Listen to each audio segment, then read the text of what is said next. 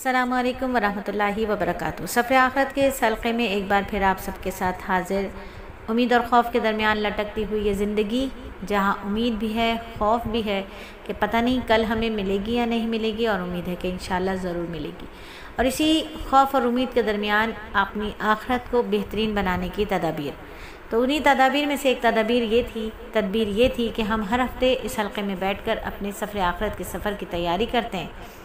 اب تک ہم نے جو کچھ پڑھا ان میں ہم نے کیا سیکھا کہ نزا کے وقت کے اعمال کیسے ہونے چاہیے۔ جب نزا آئے، ہمارے سامنے بہت سے لوگ اس دنیا سے گئے ہیں اور پتہ نہیں ہم کتنے لوگوں کے سامنے اس دنیا سے چلے جائیں گے۔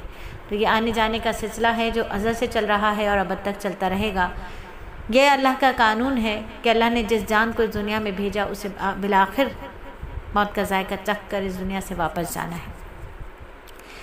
ہم نے جانا کہ نزا کے وقت جو اعمال کرنے چاہیے، یعنی کلمہ طیبہ لا الہ الا اللہ کی تلقین کرتے رہنا چاہیے، کیونکہ یہ میرے نبی صلی اللہ علیہ وآلہ وسلم نے فرمایا کہ اپنے مردوں کو لا الہ الا اللہ کی تلقین کرو۔ اور دوسری روایت میں ہے کہ جس شخص کا آخری کلام لا الہ الا اللہ ہوگا وہ جنت میں داخل ہوگا۔ آخری کلام لا الہ الا اللہ، یعنی اللہ سے ہونے کا یقین عملی طور پر بھی ہو، اور زبان سے بھی یہ بات کہتا ہوا ثبوت دیتا ہوا جائے کہ اللہ آپ کے سوا کوئی عبادت کے لائق نہیں ہے کوئی معبود اللہ کے سوا۔ تو یقین کر لیا ہم نے کہ نہیں ہے کوئی معبود اللہ کے سوا، اور کوئی اگر ہمیں ایسا دکھے جو دنیا سے جا رہا ہو، ہاسپٹل میں ہم کسی کو عیادت کرنے گئے ہوں، برابر والا پیشنٹ جا رہا ہے، تو ہم نے کیا کرنا ہے؟ بلند آواز سے کلمہ طیبہ پڑھتے رہنا ہے تاکہ اس کی زبان سے بھی یہ الفاظ نکلنا شروع ہو جائیں، اور وہ اس کلمے کو پڑھ کر اپنا ایمان تازہ کر لے اور اسی حال میں اس دنیا سے رخصت ہو جائے۔ بس اوقات غفلت اور تکلیف کی وجہ سے یاد نہیں رہتا، اس لیے پڑھ کر یاد دلا دینا چاہیے۔ اسے پڑھنے کو نہیں کہنا، یہ ہم نے الحمدللہ پچھلے اسباق میں سیکھا ہے۔ اور پھر کوشش کرنا چاہیے کہ پھر دنیاوی باتیں کوئی نہ کرے، اگر پھر کوئی دنیاوی باتیں ہو جائیں تو دوبارہ سے کلمہ طیبہ پڑھ لینا چاہیے۔ دوبارہ تلقین کر دینا بھی مستحب ہے۔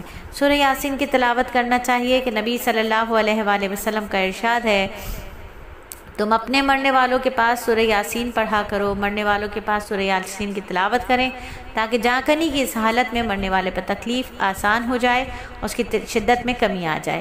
تو الحمدللہ یہ ہم نے سب کچھ اسی حلقات سے سیکھا، اللہ کا احسان ہے، اور جہاں تک اللہ نے توفیق دی ہم نے اس پر عمل بھی کیا۔ تو اللہ رب العزت پاک ہے، ان کے ہاتھ میں ہر چیز ہے، ہر چیز کی حکومت انہی کی ہے، اور انہی کی طرف ہمیں لوٹ کر جانا ہے۔ تو سورہ یاسین پڑھنے کا بہت زیادہ اہتمام کیا جائے، اس کے سرہانے اور کہیں اس کے پاس بیٹھ کر پڑھ لیا جائے اور کسی سے پڑھوا لیا جائے۔ سورہ یاسین پڑھنے سے روح قبض ہونے میں آسانی ہوتی ہے۔